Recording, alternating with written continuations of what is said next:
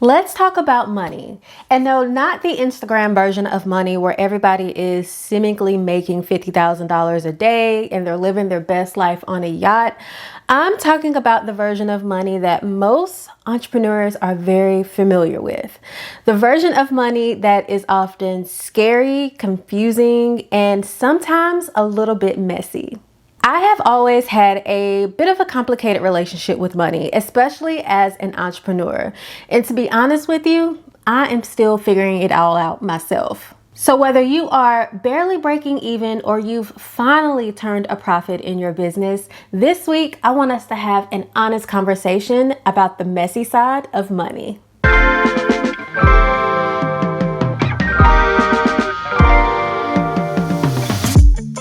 Hey friend, welcome back to Doing Well with Alicia, where we talk about rest, entrepreneurship, and literally everything in between. So I mentioned before that I have always had a bit of a complicated relationship with money, and honestly, I've been that way since I was a kid. So I grew up with a single mom, so it was just me, my sister, and my mom, and although she worked incredibly hard to make sure that we never went without, there was always this feeling of there never being enough money.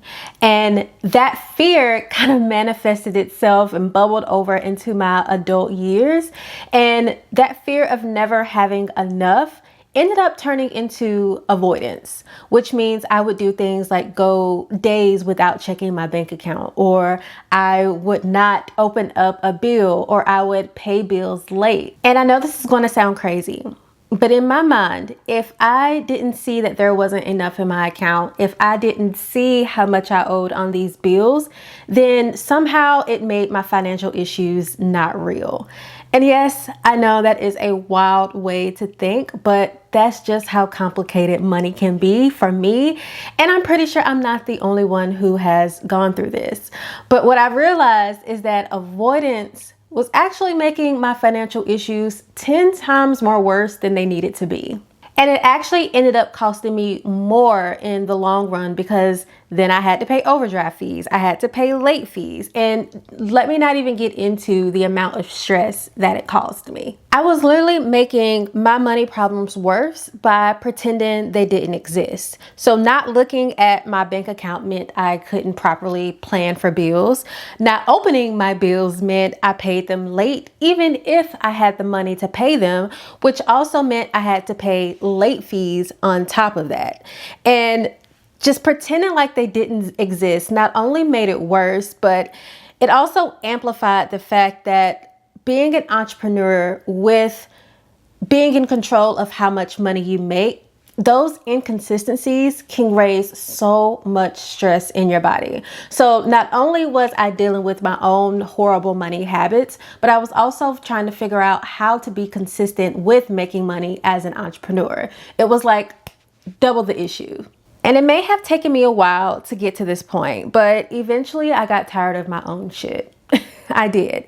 I got tired of my own crap over the years, and I have been doing my best as of late to really face the uncomfortable and do what I need to do to change my money mindset, not only for my own sanity, but for my family's as well. Entrepreneurship is already a roller coaster ride of emotions, but throw in the inconsistency of not knowing when you will be paid or if you'll have enough, and that causes, again, a whole new level of stress. And a lot of what we see about money online, I don't think helps either.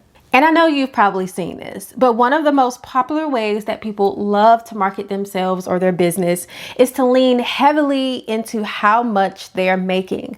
Because let's be honest, someone saying they are a millionaire or I don't know, making $50,000 every second is sexy, right? Like money is sexy. We love to hear it. It gets attention. But the problem is, if you consume enough of that type of marketing content or marketing strategy, you'll internalize those marketing strategies as the truth and start to believe that if you're not making six figures within an hour, or if you are not a millionaire by the time you're 25, then you're not successful enough. But the problem with those money-focused strategies is the fact that there often isn't enough transparency about what got them to that level. And not to sound like a hater, because I do want you to make money. I want you to make however much money you need to live the life that you desire. But there isn't enough transparency around a lot of those I made 7-figure marketing strategies. We don't know that they spent 6 figures in ads just to make that 6 figures in revenue, or they don't account for the team that they have to pay who did a lot of their legwork to help them to get to that income. Again, there is nothing wrong with being proud of how much money you're making, but it does make you wonder, are they actually profitable, or are they just making revenue and literally paying all of that back in expenses? When it comes to money, I had to work really hard to stop comparing what someone else said they were making to what I was making. It literally got to a point where I had to unfollow people on Instagram because it was really messing up my mental that bad. And once I realized that their success didn't define my own, I actually became a lot more relaxed with the idea of making money with within my business. It no longer felt hard. It no longer felt impossible because I was basing my numbers off of what I actually needed and not what someone else was making. Now you may be wondering, Alicia, why in the world are we talking about money on a wellness show? Well, that is because money stress literally affects everything around you. If you're constantly up late at night worrying about money, then that stress is going to affect your sleep, which is in return going to affect your energy. If checking your account triggers panic, your anxiety levels are going to increase. And we all know that the stress and the anxiety will manifest itself within your body. If the conversation about money is causing fights, guilt, or tension, then it's going to affect your relationships as well. Plus, financial stress will drain your day before it actually even starts. So not only are you going to be impacted in your relationships, in your sleep, in your body, in your mental health, in your physical health, it's going to leave you with no energy to do what you need to do to actually make money in your business. So you can meal prep all you want, you can meditate all you want, but if your finances are a mess, the stress is going to disrupt your entire well-being. Money isn't separate from wellness, because when your money feels chaotic, literally everything else in your life is going to feel chaotic as well. But when you have clarity around your money, even if it's still a little bit tight, you can at least breathe a little bit easier. So this conversation isn't necessarily about dollars and cents. It's about getting a better understanding of how your money needs to work so that you can have a little bit more peace of mind. And here's what I'm learning. Nobody is born being good with money. None of us came out of the womb being really good at managing a budget, with putting together financial stats or any of that. We all had to learn somewhere. Most of us probably weren't taught about money growing up. A lot of us may have been taught shame, scarcity, avoidance, but not an actual understanding of how money works and how to strategize it. And you can't learn what you weren't taught, but you can change what you decide to learn moving forward. So believe it or not, going to therapy can actually help you get really clear on what those money blocks are and where those money blocks are stemming from, so that you can get to the root of what is really causing you a lot of these money insecurities or bad habits. I know that helped really big for me, because I realized that even though I grew up, with shoes on, with clothes on my back, with food to eat, with a roof over my head, and we were seemingly, doing well for an average, single parent household, I realized that a lot of those little bits where I never felt like we had enough, or where we couldn't get something that we really wanted, or when money just felt like a big burden, I realized that growing up, those little things piled up and really did a number on my mental health, and really just shifted how I look at money, and viewing money again as something that was a burden instead of something that is a resource that can be used for good. So I would have never gotten to the root of that had I not gone through therapy and just been honest about what my real thoughts and mindset issues are around handling, managing, and making money. Also, there are a ton of podcasts, YouTube videos that can help you in every area of your finances. So if you're looking to, get the basics of learning how to budget, you can find something from that. If you are looking into getting into investing, you can find something for that. If you are wondering how to pay yourself, you can look for like the profit first method. There are tools and resources out there that can help you in whatever specific areas you are struggling with when it comes to money. But again, it's not our fault that we were not taught about money, but we can do something about what we learn moving forward. Again, I mentioned that one of my biggest issues with money was my money mindset. No matter how much I made or how much I had sitting in my bank account or how many invoices I knew I had coming in, I never felt like I had enough, and that caused me so much stress thinking about how I'm going to get from day to day. So I loved reading books like You Are a Badass by Jen Sincero and Get Rich Lucky Bitch by Denise Thomas Duffield. They both helped me out a lot with just viewing money as a resource, viewing money as something that was easy to make, and not stressing so much about not having enough of it. Again, no one comes out of the womb knowing how to budget, but it's truly never too late to learn. Whether your thing is budgeting, making more money, saving money, investing your money, there is a resource out here in the world, and most likely you can find something for free to help you get through whatever mindset shift or bump in the road that you need to push past. And I am not perfect. This show is not about like me necessarily telling you how to do all of the right things. I am still working on this as well. And I'm literally learning how to look at my bank account every single day without getting anxiety. So every single day I have written on my to-do list, check your account. And I do this because I know that, again, one of my big issues with money is avoidance. So if I constantly am facing the thing that scares me, eventually it'll become a regular habit and I won't get all tensed up and I won't get into a panic every time I check my account. So again, none of us know what we're doing coming out the womb unless you are one of the very lucky few whose parents or family or teachers or whatever really gave you like an in-depth conversation about money. But for those of you who did not have that, like myself, it is never too late to learn. It is never too late to like push past your fears, but you do have to be responsible and take some responsibility for going out and learning what you don't know. Remember how I said earlier, I had to stop consuming so much of that money focused marketing strategy because seeing so many people say, oh, I make 6 figures doing this, I made 7 figures doing this, I'm living my life on a yacht, it was really messing me up, making me feel like if I wasn't matching their success or if I wasn't making what they were making, then that meant that I wasn't successful. And I literally had to unfollow a lot of these people. Well, coming to that realization actually pushed me to get really clear on how much I needed to live the life that I desire so that my life felt successful to me and was not based on what someone else was doing. Contrary to a lot of popular online marketing belief, you probably don't really need 6 figures or $1 million in order to be successful. You need enough for whatever your desired lifestyle is. Here's the truth. You only need enough money to be able to afford your specific desired lifestyle. So what if your dream life literally only cost you $60,000 a year? Then that $60,000 is your number that you should be focusing on.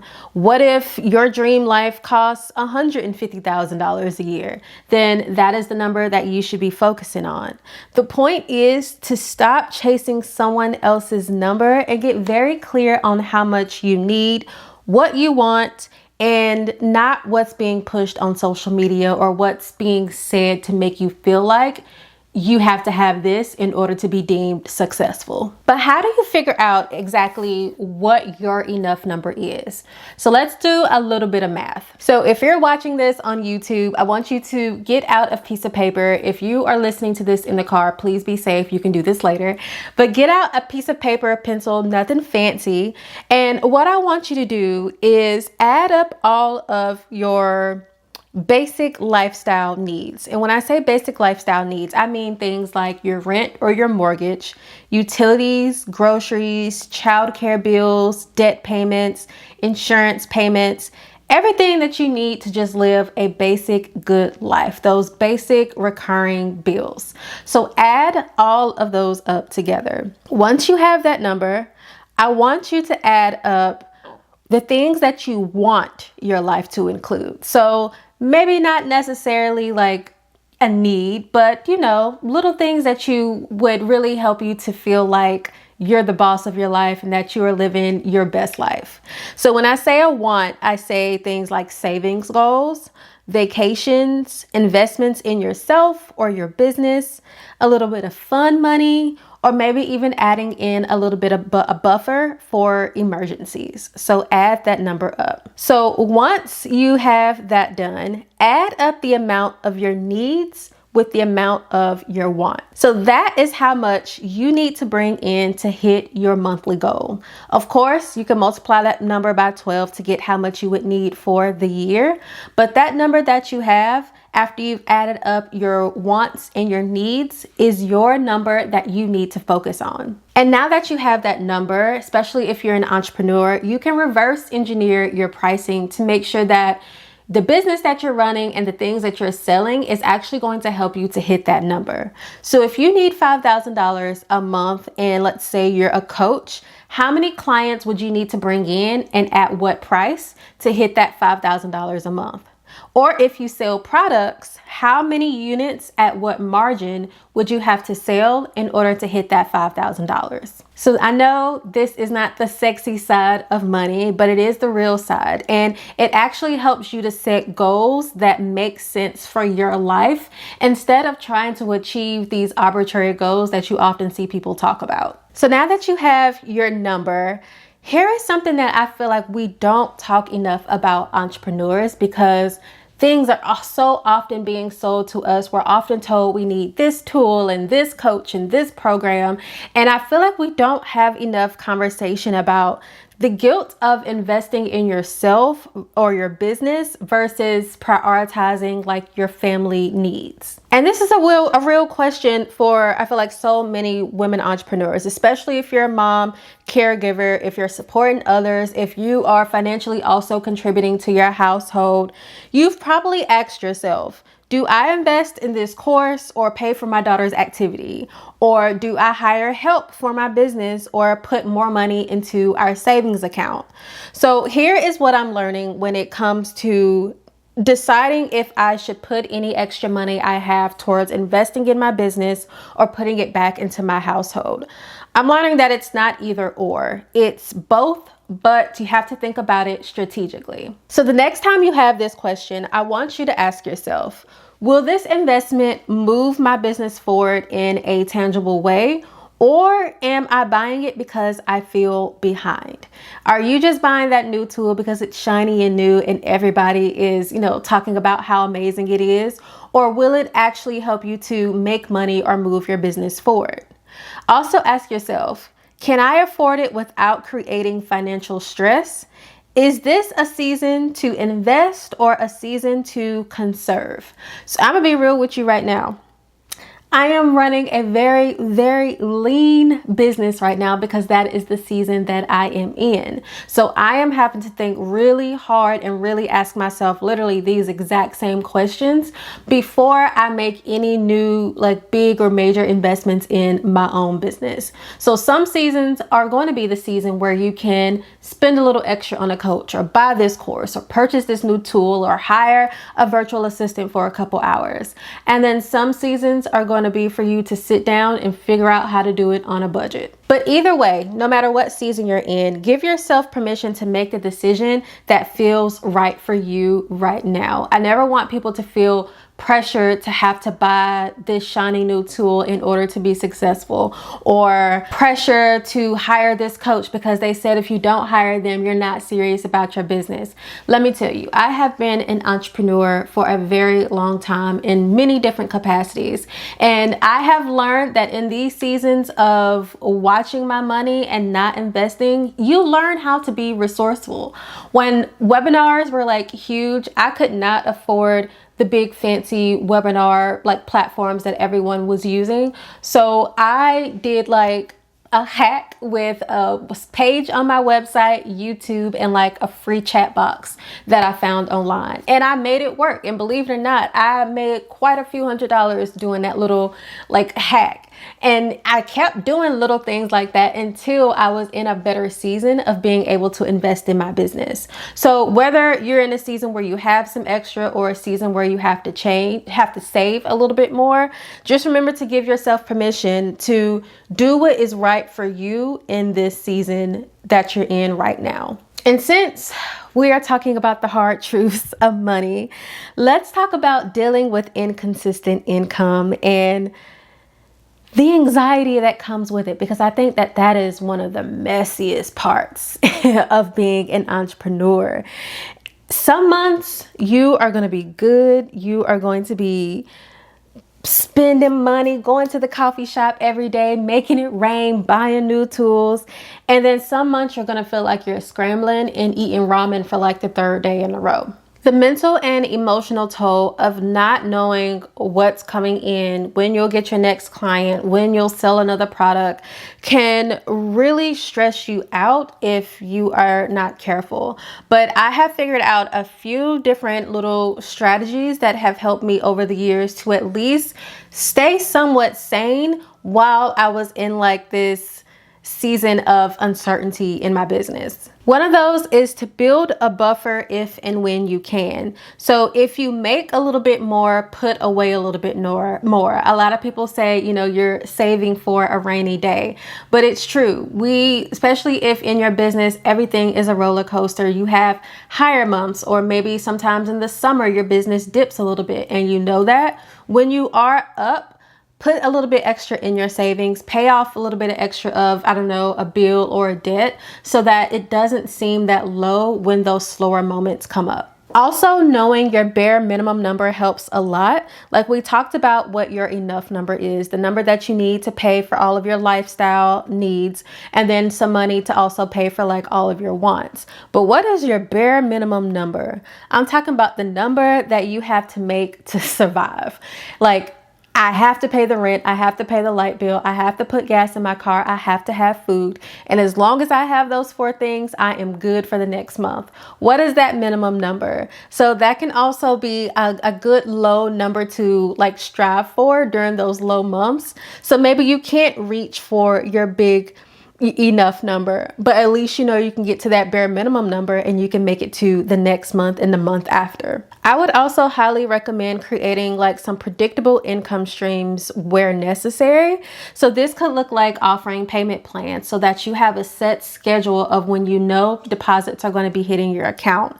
It also could be turning maybe some of your services into subscriptions, or maybe adding in a subscription to your business model, or adding in something like a membership so that I have this set amount of money coming into my business every week or every month or every other month, so that you can better plan for those low months and business projections and things you have to play for ahead of time. And the biggest thing is, if you know right now that your income is unpredictable, acknowledge that reality so that you can actually plan for it. Don't be like me and how I was for many years and just avoid it and just think, look, if a bill comes, something gonna happen, it'll get paid somehow.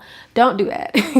Acknowledge that you are in a season where everything feels a little bit unsure, uncertain, unpredictable, so that you can plan for it. You can say, okay, well, let me put a little extra couple dollars here to the side so that when my business does dip, I'll be fine, or it won't hurt, it won't sting as bad. Or let me see if I can get a couple clients on a retainer so that I know every month I'm going to have this money coming into my account. So as long as you acknowledge acknowledge where you are, you can better plan for it, which means there'll likely be less stress in the end. And lastly, I want to say this. Shame and comparison have no space here. So we often compare our bank accounts to people's highlight reels. And it's because, again, a lot of people use that big money or leaning really heavily into money as a part of their marketing strategy. We've talked about this before. But when it starts to make you feel shame for not being further along, for not being on their level, for not living the life that they deem successful, it is time for you to take a step back. I mentioned before how I've had to unfollow people that I actually had like a real relationship with, because for me, it was triggering a lot of anxiety. It was triggering a lot of comparison.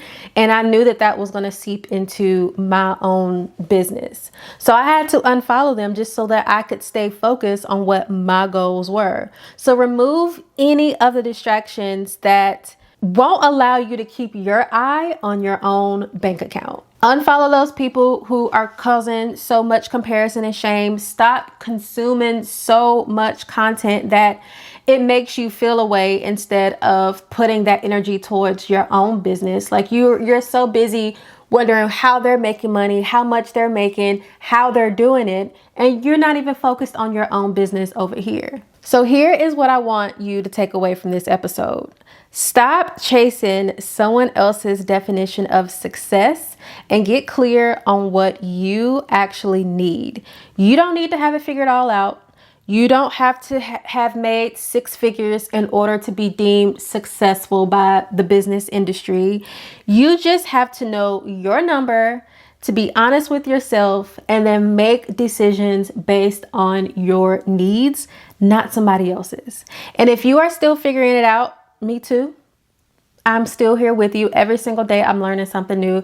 Every single day I'm taking it upon myself to look at my accounts even when it gets uncomfortable, to make sure that I am planning out my bills so that I know what's coming, to have those hard money conversations with the people around me, with my therapist.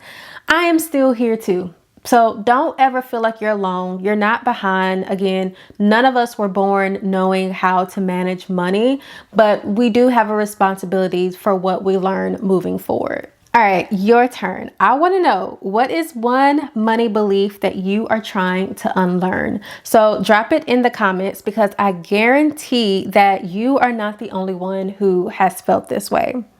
All right, don't forget to hit subscribe wherever you may be listening or watching to this show. So if you're here on YouTube, don't forget to hit that subscribe button. Or if you're listening on Apple Podcasts or Spotify, you can also subscribe there. We're having all kinds of conversations like this about how to build your business and your life on your own terms. And I don't want you to miss out on what is coming next. Now, if you want to go a little bit deeper into this week's topic, I'm breaking down a few reflection prompts and giving you a worksheet that you can use to help you to figure out what your own enough number is. So paid subscribers over on my Substack will get these little tools for a few of our podcast episodes here. Plus, you'll get all types of like behind the scenes content of how I am actually building my business with rest as my main priority. So I will leave a link to my Substack in the description for you to check it out. Okay, friend, I will see you next week. Remember, your number is your number. Stop chasing someone else's idea of success. Keep building, keep learning, and keep growing.